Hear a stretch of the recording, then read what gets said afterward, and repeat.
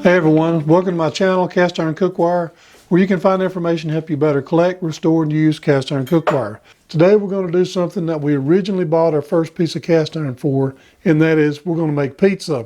And we're going to make it in our number 14 Birmingham Stove and Range skillet that we bought originally back in 1985 for about $5 from a vendor out of the back of his truck.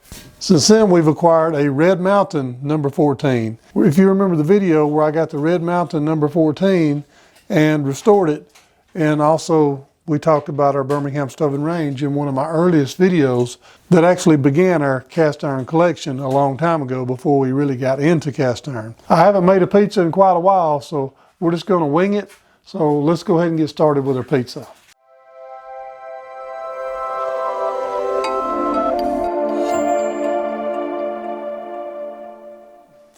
Okay, let's give a little quick run through on our ingredients. For the pizza crust, I'm not making it from scratch. I'm using the Betty Crocker pizza crust. And it says that it is good for a 12-inch crust. It makes one 12-inch crust. Now, it's not going to be enough for one of these 14s. And it's usually, even if it's going to be 12 inches, it's not going to be enough. So we're going to be using 2 for each one. One thing that you have to watch out for is getting too little crust. So I got 2 for each one, and we're going to be mixing this up according to the instructions on back. Nothing really special. We're going to go simple to start with. Number 2, we're going to be using mild ground Italian sausage. Now we're going to brown this, and we're going to come back and put it on our topper. Also, we have Canadian bacon. Now this is the big round pieces. I'm going to cut these up in quarters, kind of like a little mini pizza. Of course, if you like pizza, most people like pepperoni. We're going to be using great value pepperoni. We're going to be using baby bell mushrooms, and I'm going to slice these up before we put them on the pizza. Now, if you're going to have onions on a pizza, you need the purple onions or the red onions. So we got one large red onion we're going to slice up. Also, I like bell pepper on my pizza. Now, I like a lot of color. Usually, I like to put an orange, a yellow, a green, but for pizza, I just kind of like green. Now, if I'm going to be making a salad, I want the red, the yellow, the orange, the green. I like a lot of color. But for pizza, we're just going to go with the green bell pepper. And can't have pizza without cheese. So I got great value again, and this is mozzarella. And I kind of skimped on the pizza sauce.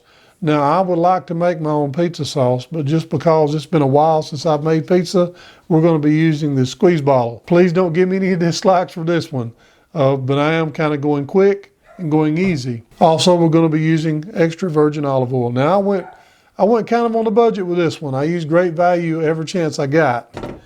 And also, don't forget our big number 14s, Birmingham Stove and Range. I've got the Red Mountain, and like I've always told you, you can tell it's a Red Mountain because it doesn't have the descriptive numbering on the back. It just says 14 and A. And also we have our one that we bought when we first got married back in '85 is our Century Series, and it has the descriptive, also the Made in USA. First of all, we're going to take care of our vegetables. We're going to get them chopped up and get them prepared. Then we're going to brown our Italian sausage and get that ready. Next thing we're going to do is take care of our pizza dough, because our pizza dough is not going to take long, because basically, according to the mix, you use 1/2 cup of hot water per bag, and you mix it up until it's thoroughly mixed, and you let it sit for about 5 minutes. So that's going to go pretty quick. So we want to make sure we got all of our other things prepped. Okay, the first thing I'm going to do is chop my bell pepper up. Now, if you want to chop it up where you have big rings on your pizza, that's fine. But I don't like having to deal with a great big piece of bell pepper, so I like to chop it up in little strands about so long. So first thing I'm going to do, and I'm not a chef, I've never been to culinary school, I just chop it up. I don't have a plan, I'm just going to cut it in half and then go to town. So here we go.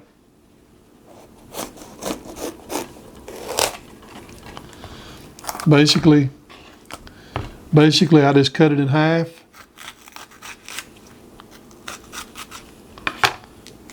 Take the seeds out. Of course, I cut the spine out, or whatever you call that part.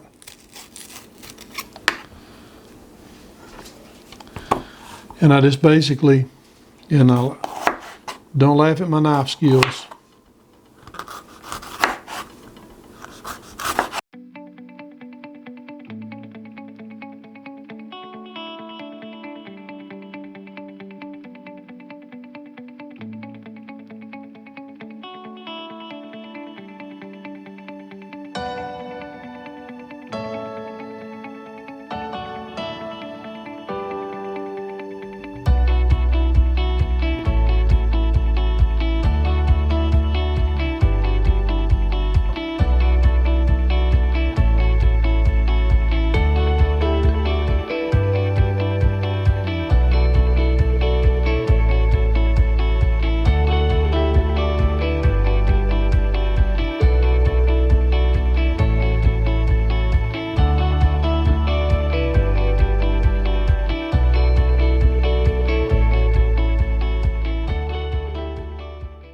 I don't like my onions really long and stringy. I like them, you know, where if you get half of it in your mouth, it's not just hanging all down your face.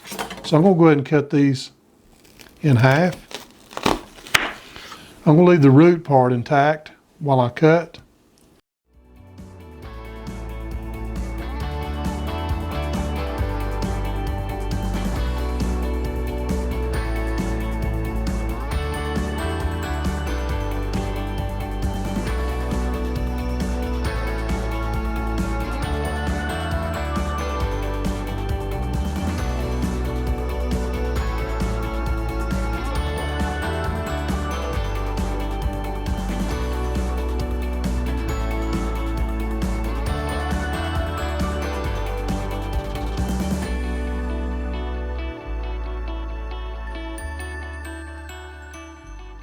Okay, we're just gonna set this right on top of our bell pepper. And we're gonna take care of our mushrooms. You know, maybe the onion should have went last because it's a little fumy. Okay, we've got these washed. You always wanna make sure you wash your mushrooms. Really wanna wash all of your vegetables, but especially your mushrooms.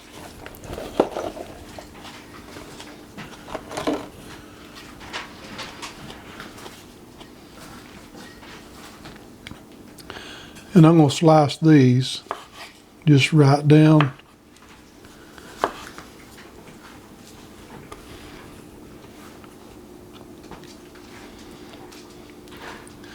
And I don't know the best way to cut them.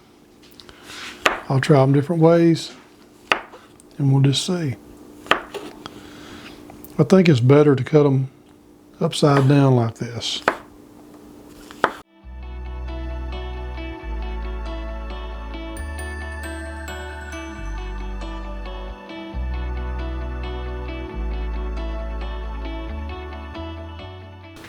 We have our mushrooms, we have our onions, and we also have our bell pepper cut up. So, okay, we have our Canadian bacon, and you can just put them on there like this if you like. For me personally, I don't like really big pieces of bacon, which is basically ham. I'm going to go ahead and cut our Canadian bacon up. You can just cut it in half if you're going to cut it. And that's a nice size piece too, but I think I'm going to go ahead and cut it in quarters.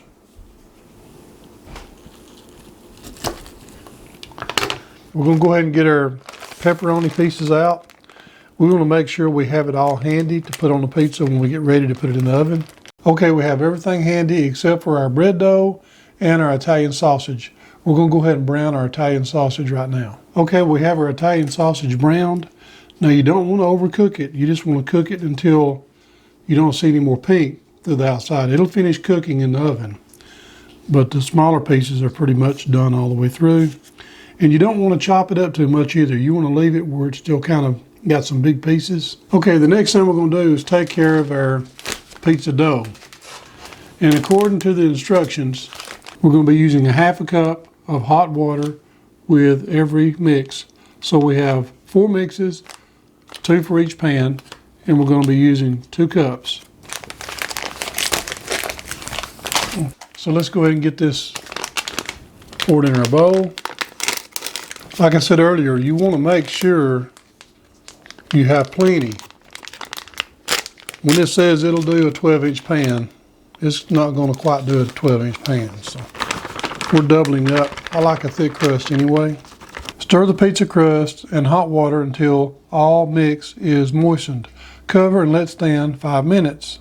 Okay, I went ahead and measured out 2 cups of hot water into this cup, but I made sure to warm the cup up first, because you pour hot water into a cold cup, then you've got warm water. So we'll go ahead and pour this in.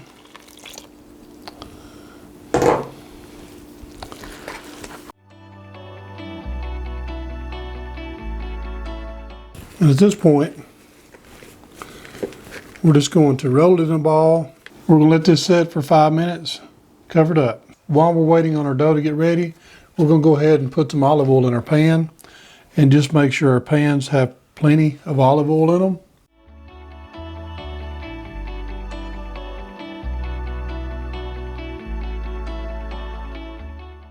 And I just want to say, you probably can't put too much.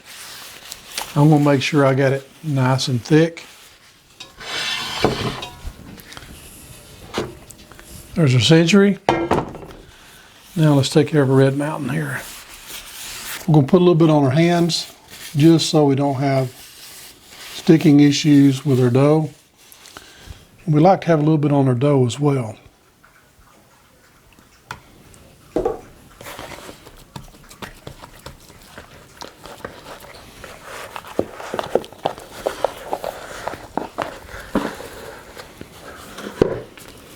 Because we're doing 2 pizzas, we're going to break this in half. So I'm just going to squeeze it in 2.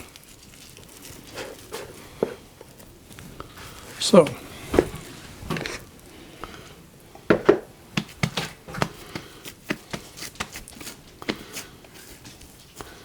we're basically going to press it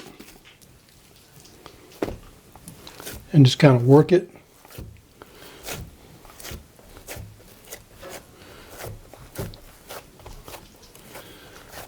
Work into the sides of our pan.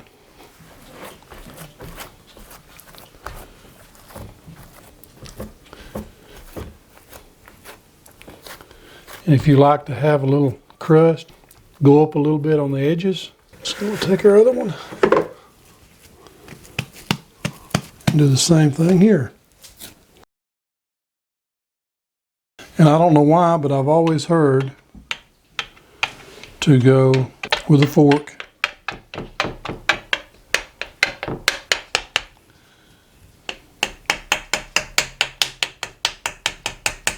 It probably doesn't make any difference. We don't want to take any chances. Okay, the next thing we're going to do is apply our pizza sauce. Now I got the kind that you can just squeeze, so we're just gonna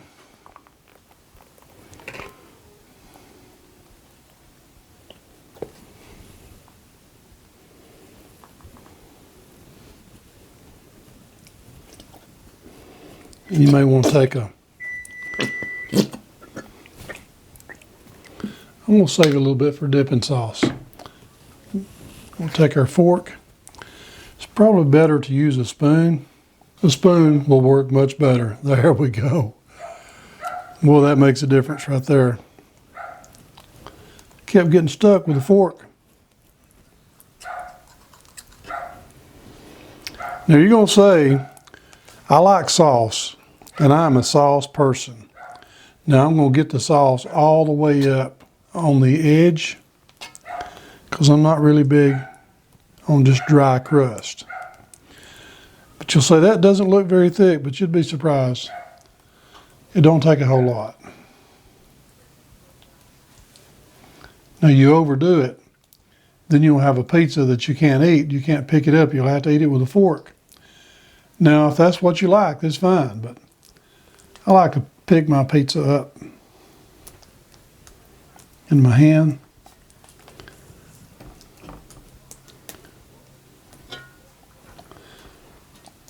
Okay, the next thing we're going to do is we're going to take our cheese. It's not easy to do when you have olive oil over your fingers. So we're going to kind of split the difference on the cheese. I'm just going to work a handful in.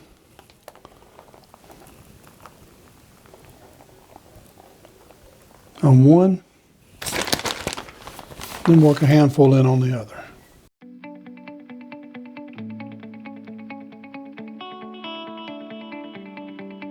$20 is not bad for two really nice pizzas.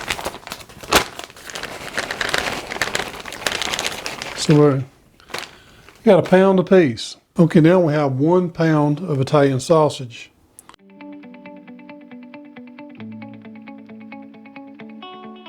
And if you're like me, I want to make sure every piece is the right amount of distance apart, but really you don't need to worry about it. Part of pizza is everybody looking at the piece and saying, I want this slice or I want that slice. So you can kind of choose. The next thing, we're going to place some mushrooms on there, and then we have a lot of mushrooms.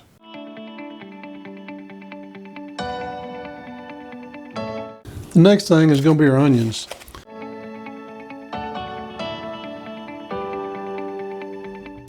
And we may be going a little overboard on onions because it is a big onion that we used.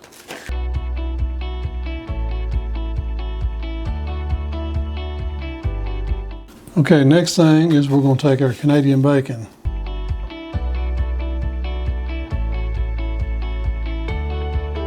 Now we're going to have our oven preheated at 325.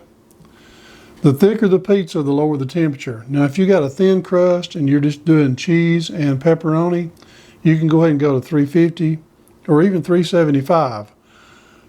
But the thicker the pizza, the lower the temperature. You want to make sure all the ingredients get plenty of heat. So this one is a little on the thick side, so we're going with 325. Now some people like to sprinkle a little cheese on afterwards to kind of tie it all together, but I think we're going to be good. And then we're going to take our pepperonis.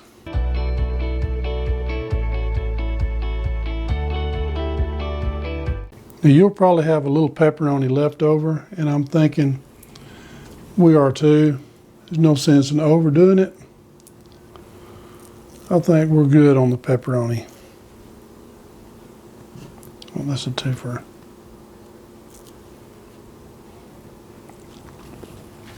Okay, let's put these bad boys in the oven, and we'll check on them in about 15 minutes. And if it looks like it needs a little more, we'll go a little longer. Okay, while we're waiting on our pizza to get ready, I just want to take a couple of minutes and just kind of share a little bit about the pizza in my family. Now, when me and my wife first got married, we bought the big BSR to make pizza in. But my oldest sister, Kelly, she was the pizza person. Now, every now and then, we'd have a family get together with all the brothers and sisters, and she would make pizza. Now, she wouldn't just make 1 or 2, she'd make 5 or 10. Now, all the nieces and nephews were there, and it was just a great time. And she'd make hamburger pizza, pepperoni pizza, cheese pizza, deer pizza, and it was awesome. So I kind of quit making the pizza because that was her thing, and she was awesome at it. So just want to kind of throw that out there as a memorial to my sister. She has also went on to be with the Lord about a year ago. I'm just thankful to have those kind of memories. Now, when us kids were young, we were so poor, we didn't have pizza. Now, every now and then, you may think it's silly, but every now and then, if we had a little ketchup to smear on a cracker, we'd pretend it was pizza. So pizza was a big thing in my family. So with that said, let's go check out our pizza. Okay, we're going to go ahead and give this a little bit of a cut.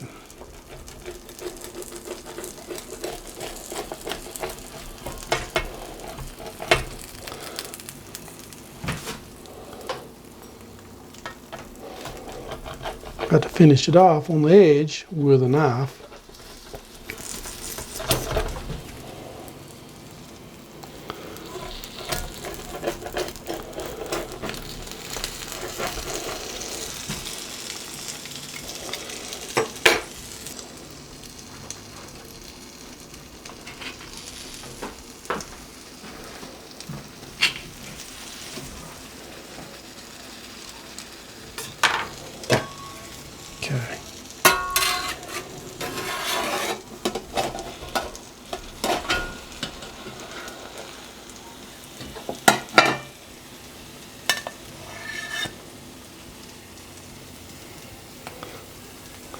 Now that is some cheesy pizza.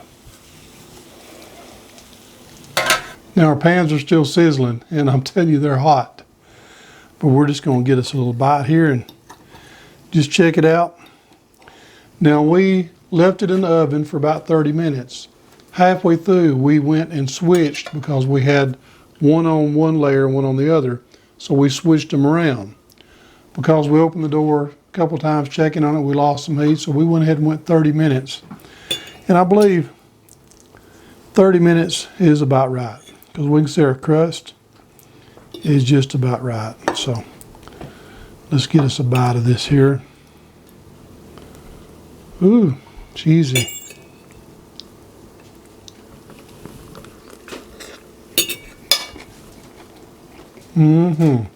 Okay, this is very, very good. Not as good as my sister's, but it's really good. I just want to say I hope that you've enjoyed this video, and if you have, please don't forget to subscribe to this channel, hit the notification bell, and I promise I'll keep more of them coming. Thanks again for watching Cast Iron Cookware.